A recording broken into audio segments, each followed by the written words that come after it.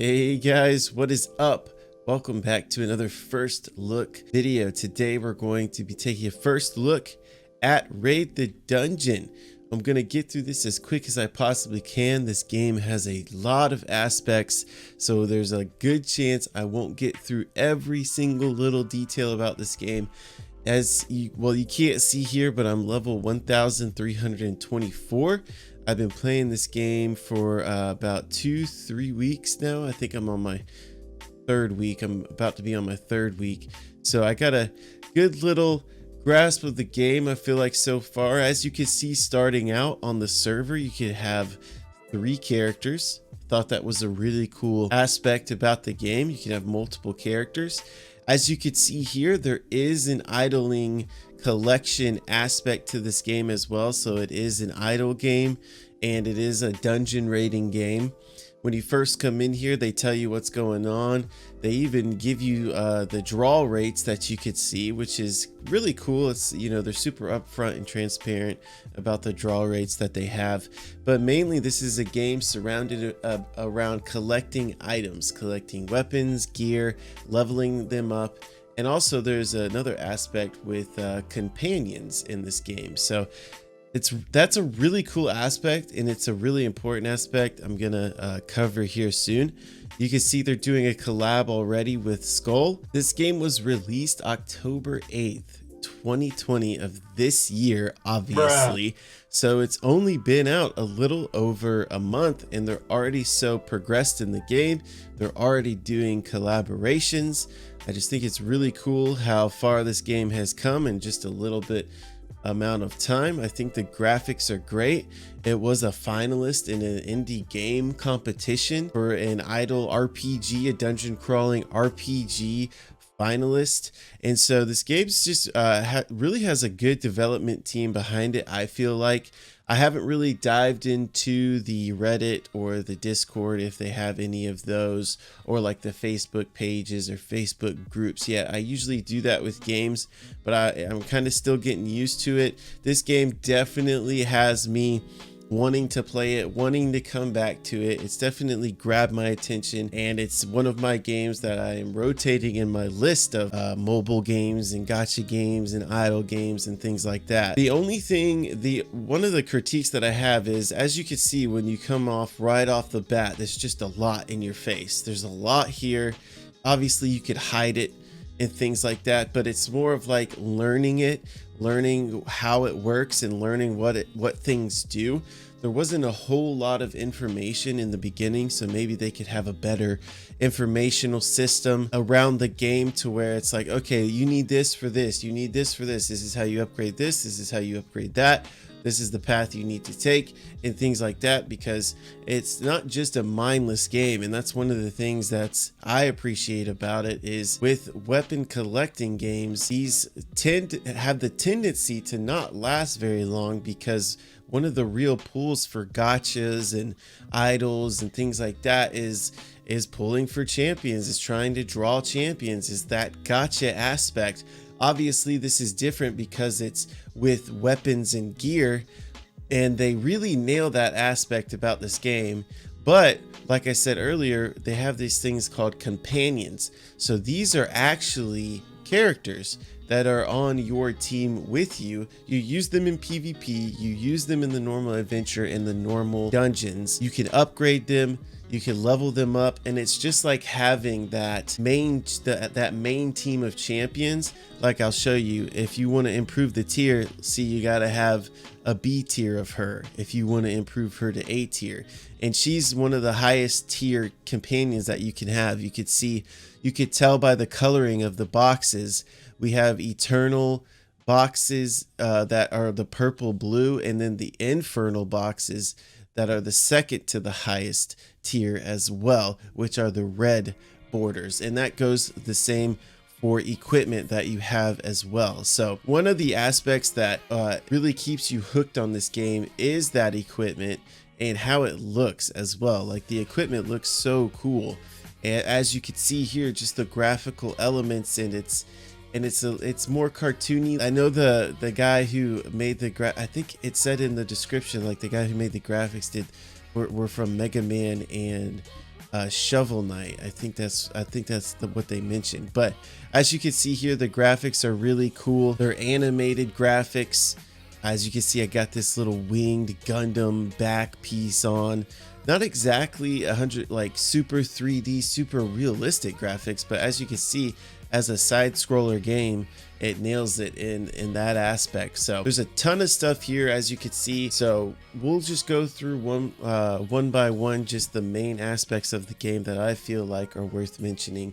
And if you feel like you could get into a game like this, obviously you can learn as you go. So the main thing is collecting those items, but you also have your relics. You have your items, you have your companions, you have your relics, and these are things that you upgrade to make you stronger, essentially. This gives you more recovery per wave, more health recovery, because when you go into the adventure, there's 30, I'm on the chapter where there's 30 waves that are just coming at you, and you're literally just hacking and slashing through it. And I'll show you. I usually just leave it up to farm, but this one gives you extra boss damage, because the last wave you encounter a boss, and it'll say on the screen, it's like boss wave, dun, dun, dun. And this huge thing just comes walking out. You'll see that too. They did really good on the monsters and how the monsters look and the bosses look. I just really love the look of this game. I think it's clean. I think it's nice. And this one is like a critical damage multiplier. Obviously we can't go through all the upgrades, and if this would probably be an hour-long video if I could go through everything, but the main way you get these upgrades is through these dungeons. You collect these little spheres here that are the different colors for each upgrade, and obviously in each dungeon you get another reward besides that. This one gives you gold, this one gives you these stones that help you upgrade other things, this one gives you XP, this one gives you these infernal token shards, which you use to open infernal chests in the store. And we'll go ahead and hop over to that, because the infernal chests is what gets you all these items here. And you can see that just by scrolling through this, there's not a whole lot of eternal items, so these are definitely the more rare items you want to do. And each of these items, and most of the items in the game, they all have these sets. So it's a 2, 3, and a 4 set. So it also gives you that incentive of opening these eternal chests and collecting all of the armor sets, having all the cool stuff in this game. And again, just graphically, it makes you hooked onto it. And it just kind of, for me, it gives me kind of like a RuneScape feel, like in RuneScape where you wanted to get all the god armor and the dragon armor and things like that. It's kind of similar, but this is like an idle version of it. Then of course you could get the infernal sets here too, and even the infernal stuff looks really cool. They give you free a free infernal chest just by playing the game and by staying logged in. And you can buy beginner packs that reward you with a lot of these infernal shards, to where you can open more eternal chests and keep collecting those items, keep collecting those infernal equipment. You also get a free pool, and then you also use those infernal tokens to pull for more companions. And you can see here, there's all the way up until the eternal rare for the companions. So you have eternal and then eternal rare for the companions. And I just realized that actually, I know I mentioned earlier that eternal was the max, but I guess not for the companions. So there's eternal rares actually as well. This guy looks like Master Chief, bro. Can we look at him? No? That'd be cool to have him. This guy looks cool too. And so as you can see, I already clicked through the companions earlier. You could get a free special companion draw as well that you could use over here. You can also get skins, which skins just give you a little bonus to whatever stat it gives the bonus for. So you got skill cooldown reduction, critical damage increase, and things like that. And then obviously you have your offers throughout here. You can buy reset vouchers for equipment, rename vouchers. You can transfer upgrades from equipment. You have these emeralds and rubies that go in a slot on each piece of equipment that you get. You could even spend your VIP tokens here.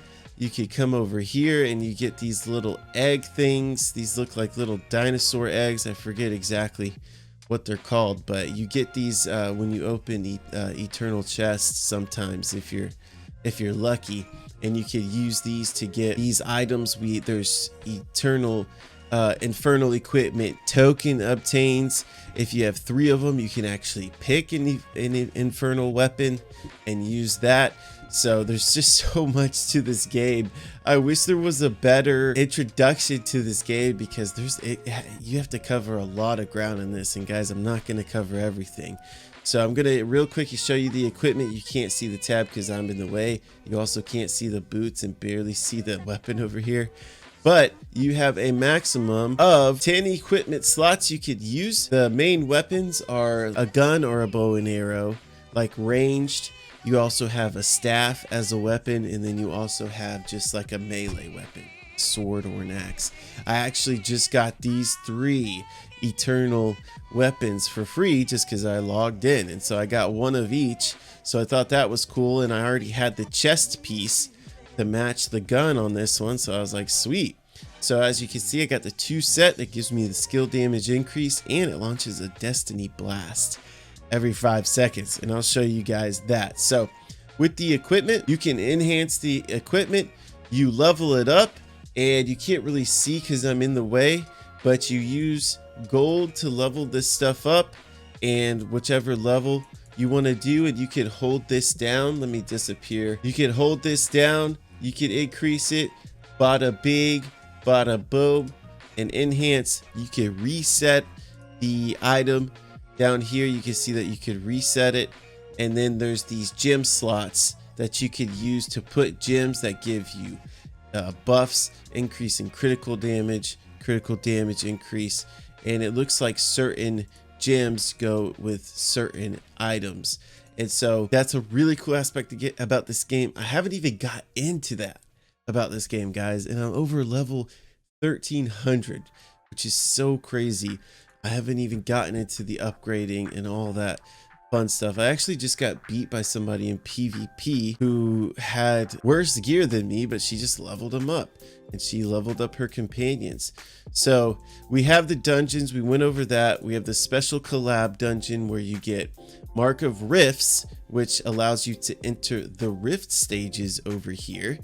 And those the rift stages give you good XP and rewards. And you have the limited time event items that you collect to buy stuff in the limited event store. And so every day they'll give you tickets, and every day they give you infernal tokens. They give you 5 entries into the dungeon every day, so that way you can log on and pick which dungeon you want to do. I just kind of do 5 on each, just like whatever. And then I haven't gotten to this is the Frost Rift, and I'm pretty sure this is like a seasonal rift, and I'm not sure how the Frost Rift works because you have to get to Rift Stage 10, and I'm literally only on 3. I could probably beat 4, probably, but I don't know. The thing with the Rift stages is you can't bring your companion, so it's just you by yourself. So let's hop over to PvP. I'll show you guys this real quick. This is just you versus someone else. They have all their companions, you have all your companions, and it's just a showdown. And I'll show you real quick a battle and go through it, and hopefully I can win. But geez, this guy's got some insane looking companions. Oh my gosh, he destroyed me. Oh man, let's look at the detailed info. So as you can see, he won because he had a bunch of upgrades on his equipment, and I had better equipment than him, but because he upgraded his equipment, boom, he got me. And he also had some good like all of his champions were whole, so he's going for the holy sets. I could see that's what he's trying to do. He's got all that holy stuff, so that's pretty cool. I don't know if it's a live PvP, guys. Maybe it is. It's in the 2.0 beta test right now, but I think it's just funny. I think it's just fun. It's literally just a smackdown to see who's stronger, and see who wins. You get your rewards from it. You collect your gems, obviously, and you could use those gems in the shop. You can see I have like 18,000 of them. You could do accessory rolls, like normal accessory rolls with those and things like that. So let's go to we covered the dungeon and the rift, and I'm gonna real quick go to the adventure just to show you guys how the campaign works. You can get glory points from this, and then it's like there's a ton of different resources that you just spend on a lot of different things. And I'm going to slow this down just so you guys could see.